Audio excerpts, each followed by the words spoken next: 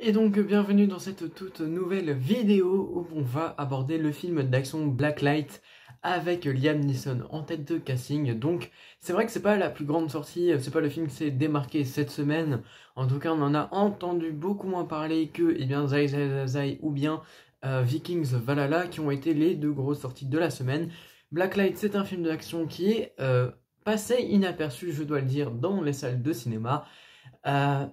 Et comment dire, c'était le premier film d'action que j'allais voir au cinéma de toute ma vie. C'est même l'un des premiers films d'action parce que c'est pas un genre auquel je suis attaché et dont je regarde beaucoup de films. Mais étant donné que j'avais la possibilité d'aller au cinéma, que je ne savais pas trop quoi regarder, je suis allé voir donc ce film et j'ai envie de dire, j'ai découvert le film d'action à travers ce film. Et je pense que je n'aurais pas dû faire cela parce que je n'ai vraiment pas aimé le film. Je n'avais pas d'attente au début, certes, mais j'ai quand même vraiment pas apprécié. Parce que déjà, on m'avait parlé de Liam Neeson comme un grand acteur de film d'action, un acteur euh, charismatique comme l'était Bruce Willis, mais justement, c'est trop Bruce Willis, c'est-à-dire qu'il a, je pense, au fur et à mesure de sa carrière, eu des rôles un petit peu plus pourris que ce qui se fait maintenant. Enfin, disons que voilà, il est trop vieux et que du coup, il fait des rôles un petit peu nuls et ça se ressent. Il n'y a pas des bons rôles au cinéma par rapport à l'époque, qui a quand même signé une des franchises les plus grandes du genre, Taken, que je n'ai pas vu, je tiens à préciser, hein. Mais c'est réputé pour, enfin, il est réputé pour avoir fait cette saga de films. Je crois qu'il y en a trois. Et on me l'avait vendu comme quelqu'un de très charismatique qui jouait bien le personnage principal de film d'action. Et au final, bah là, il ne joue pas, il récite son texte dans Blacklight. Donc c'est un petit peu dommage. Donc lui, en termes d'acteur, c'était pas du tout ça. Mais je pense que c'est dû au fait qu'il est extrêmement âgé et qu'il continue à faire des films. Mais même son personnage, il est, je dirais, pitoyable sur certains points. Il veut se comporter comme le gentil papy ultra protecteur de sa fille et de sa petite fille. Mais au final, il est tellement qu'il en devient intrusif. Alors c'est voulu, c'est un choix scénaristique. Mais, pardon, mais quel mauvais choix ça a été. Car c'est le seul moyen de montrer qu'il est attaché à sa famille dans ce film. Eh bien, c'est d'avoir fait ça, de faire un papy surprotecteur qui va mettre des caméras dans la propriété de sa fille, qui va chercher sa fille à l'école et qui va lui dire de se méfier de tout. Enfin, sa petite fille, il va lui dire de se méfier de tout. Enfin, c'est limite insupportable tellement il est relou, tellement il est chiant. Mais je trouve que c'est un mauvais choix scénaristique parce qu'il y a plein de manières de montrer à quelqu'un qu'on l'aime, qu'on est attaché à lui, sans forcément être dans cette image de je suis quelqu'un de relou parce que je suis tout le temps derrière soi et je suis tout le temps en train de dire à ma petite fille, faut se méfier parce que le monde dans lequel on vit est dangereux.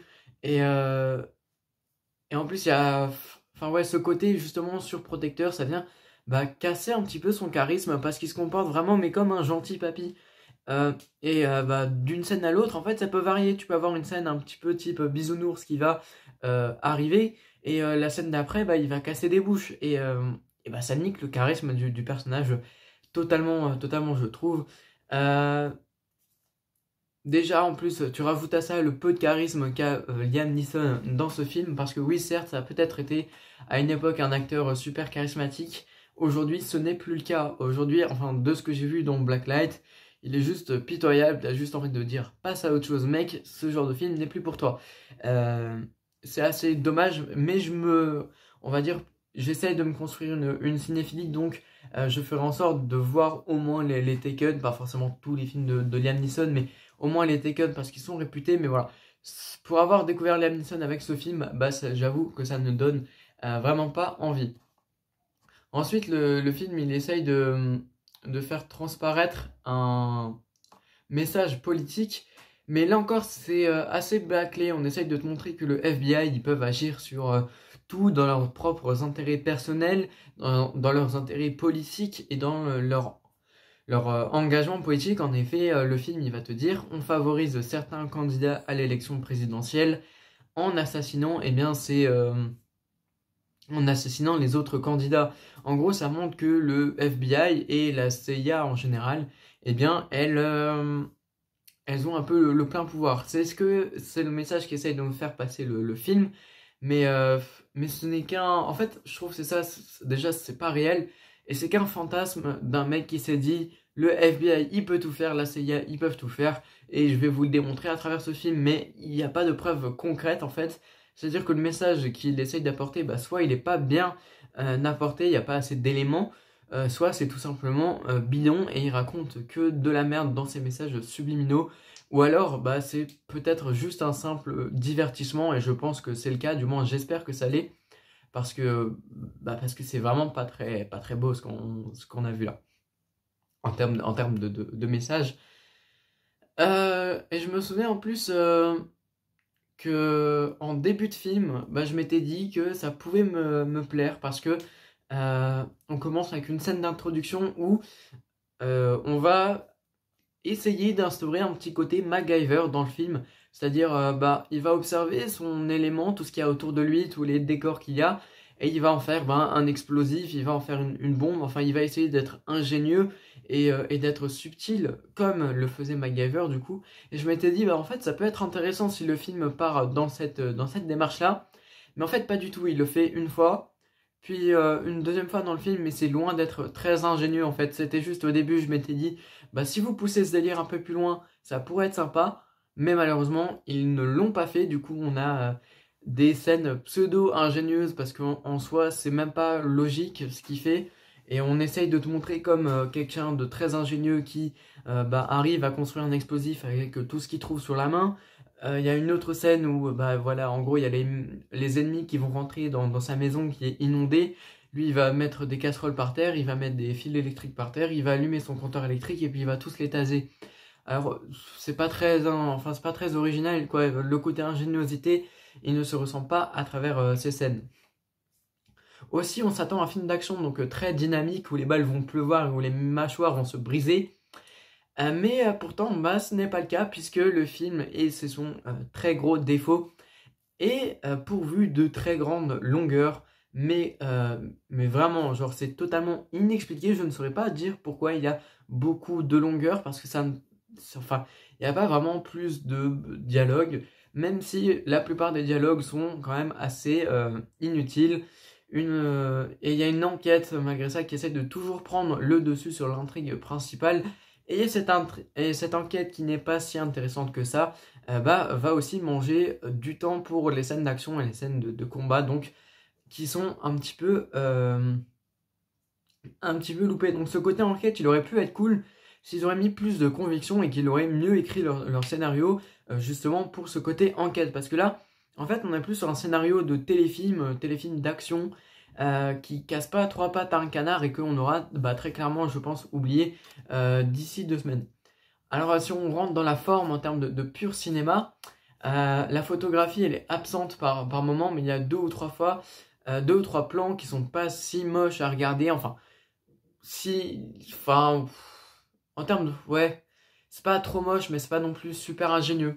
En termes de mise en scène, le film a essayé d'apporter quelque chose, même si ce n'est pas forcément réussi. Il n'en reste que c'est louable. Ben, par exemple, comme je le disais, c'est certains moments ingénieux. Eh bien, enfin, la caméra va faire comme si elle photographiait tout ce qu'il voyait. En gros, comme s'il y avait un flash et que tout allait autour être photographié. Et en fait, eh bien, c'est pas forcément bien fait, mais sur le coup, c'est une idée assez originale. Malheureusement, il y a quand même beaucoup de plans fixes qui vont suivre, et vous savez que sur cette chaîne, c'est toujours ce que je critique. Je déteste les plans fixes où on pose la caméra, on dit à nos acteurs, allez-y, jouez, parce que là, clairement, bah, ça a été le cas, et c'est assez dommage. Mais c'est quand même louable de dire qu'il y a certains efforts de mise en scène qui ont été faits, même si très bâclés. Autant je pense qu'il n'aurait dû rien faire, mais c'est toujours bien de se dire que le réalisateur s'est posé ces questions. Malheureusement, ça montre aussi qu'il s'est posé les questions, certes, mais qu'il n'y a pas porté plus attention à la réponse et au cinéma qu'il allait rendre, eh bien, à travers cette mise en scène.